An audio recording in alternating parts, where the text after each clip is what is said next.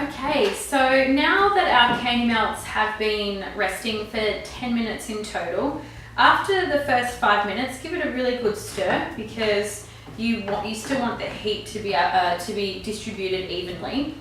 So once the 10 minutes is up, then it's ready for cake pop making. So once you know, if you want to give yourself a little test, you'll be able to see that the candy melts just fall off really nicely. And if you were to coat your spoon and give it a shake, this is a really good way to see that if it's ready to roll, because if it leaves a really nice coating on your spoon, then we're ready. So let's pop the spoon away. We'll grab our cake pop, and I usually have to tip my my bowl on a little bit of an angle so I can cover the ball completely. So we'll grab our stick and we dip it in. You want to do this a little bit slowly because you don't want to cover the actual stick too much. You want to cover the cake pop though. If you don't cover the cake pop, then you've got a high chance of your cake pop leaking or just not coming out right, possible cracking involved as well. So you want to coat all the cake pop, you lift it up, grab it on a 45-degree angle and shake it 3 to 4 times, really short bursts but strong. Shake, shake, twirl, shake, shake, twirl. So when I say twirl, I'm twirling the stick halfway. When the candy melts have less coming off, that's when you lift it up and see how it's got the point. We want to get rid of that, so we give it a shake right at the end and then it's ready to go. So you've got 2 options here.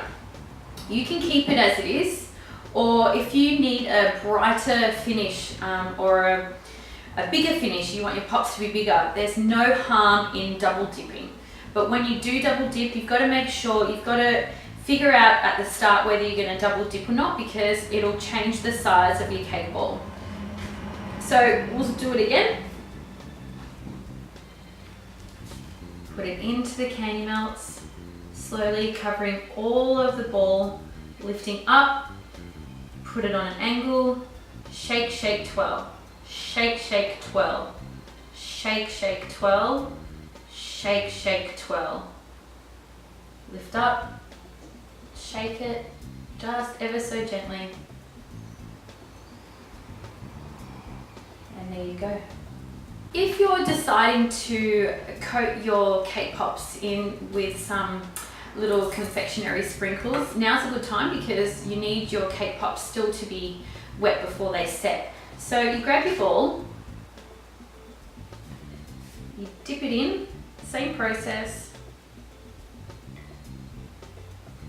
cover the ball completely, lift up, shake, shake, twirl, shake, shake, twirl, shake, shake, twirl, shake, shake, twirl, shake, shake, twirl, lift up, give it a little shake to get rid of the tips, and this is when you just dip. See, this is when the fun begins, and then you've got a beautiful cake pop.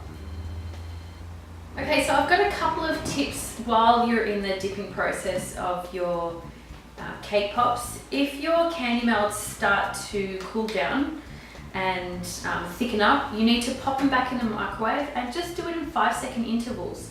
So pop it back in 5 seconds for the Wilton's power level 7, give it a really good stir, and if it's not at the consistency that it was when you started dipping your cake pops, just pop it in again for another 5 seconds.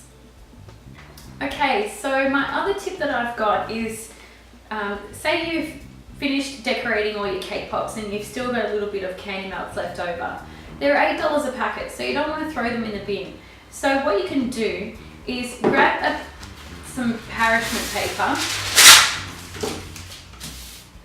make sure your candy melts are nice and melted, and what you're going to do is just pour it over the candy, pour it over the baking paper.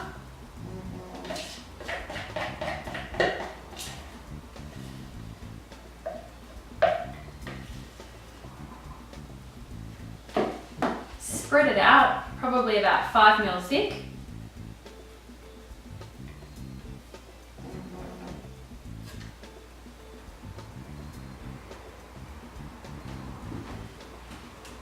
You let that dry, wash your container out. Once that's dry, break it into pieces, pop it back into your container, put the lid on, mark it at when the expiry date of the candy melts and they're ready to be used for next time.